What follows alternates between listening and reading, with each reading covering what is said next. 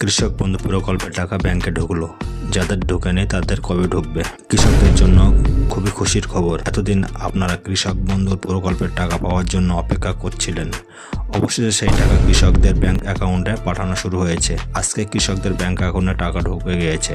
যে সকল কৃষকদের টাকা ব্যাংকে ঢোকেনি তাদের কবে ঢুকবে, টাকা দেরিতে ঢুকবে বা ঢুকবে না, বিস্তারিত আজকের এই ভিডিওটিতে জানতে পারবেন। কৃষক বন্ধু প্রকল্পের টাকা ঢুকলো। মাননীয় মুখ্যমন্ত্রী মমতা বন্দ্যোপাধ্যায় গত বৃহস্পতিবার অর্থাৎ 21শে নভেম্বর বন্যসভায় ঘর থেকে সাংবাদিক সম্মেলন করেছিলেন।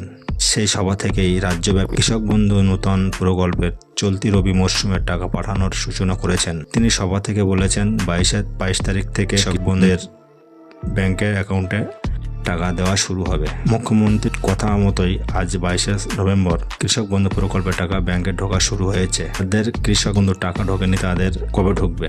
কৃষক বন্ধু প্রকল্পের টাকা বর্তমানে 1,09,000 কৃষকদের দিয়েছে। এত সংখ্যক কৃষককে একদিনের মধ্যে কোনোভাবে টাকা দেওয়া সম্ভব নয়। সেই কারণে কৃষক বন্ধু প্রকল্পের টাকা ধাপে ধাপে ব্যাংক অ্যাকাউন্টে পাঠানো হবে। কৃষকদের ব্যাংক অ্যাকাউন্টে টাকা ঢুকতে কারো 1 দিন, কারো 3 দিন, কারো 7 দিন, কারো বা 15 দিন সময় লাগতে পারে। সুতরাং যে সকল কৃষকদের টাকা ঢোকেনি তারা অপেক্ষা করে থাকুন। খুব শীঘ্রই আপনাদের ব্যাংক অ্যাকাউন্টে টাকা পেয়ে যাবেন। কোন কোন কৃষক টাকা পাবে না? বর্তমান বছরের অনেক কৃষক বন্ধু প্রকল্পের টাকা পাবে না। যে সকল কৃষকরা কৃষক বন্ধু প্রকল্পের টাকা পাওয়া অযোগ্য, তাদের আধার লিঙ্ক নেই বা ট্রানজ্যাকশন স্ট্যাটাসে ডিলিট ফরম্যাট লেখা দেখাচ্ছে, এই সকল কৃষকরা টাকা পাবে না। কোন কৃষকরা টাকা পাবে? কৃষক বন্ধু প্রকল্পের স্ট্যাটাস চেক করলে যদি ট্রানজ্যাকশন স্ট্যাটাসের ঘরে অ্যাকাউন্ট ভ্যালিড লেখাটি দেখতে পান তাহলে আপনি টাকা পাবেন।